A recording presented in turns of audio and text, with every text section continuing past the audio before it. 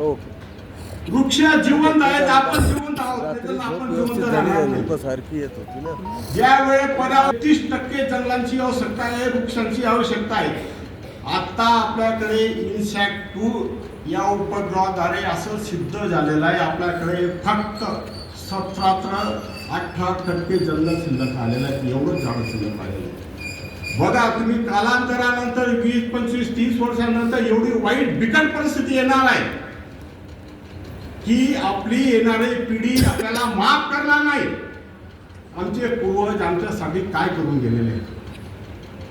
तर आपल्याला पुढची पिढी जर आपल्याला जगवायची असेल, पुढची पिढी जर आपल्याला टिकवायची असेल, तर आतापासून पर्यावरणाचं वृक्ष संवर्धनाचं काम करणं खूप मोठं गरजेचं आहे. आत्ताच आपल्याला चटके बसायला लागलेले आहेत. कुठले चटके बसायला लागले?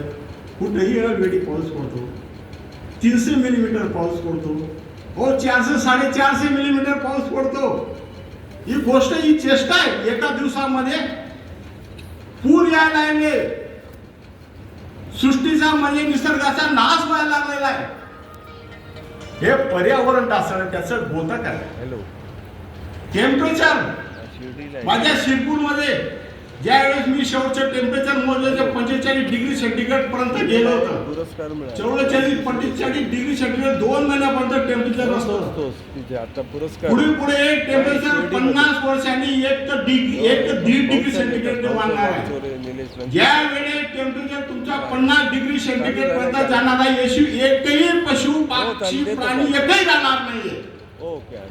एकही राहणार नाही. त्याला जायला वेळ लागणार नाही. सर्वांनी सुज्ञान व्हा, सर्वांनी जागे व्हा आणि मोठ्या प्रमाणावर वृक्ष लागवडीसाठी तयार व्हा आणि त्याचं संवर्धन करा. मला इथून एकच संदेश द्यायचा आहे तुम्हाला.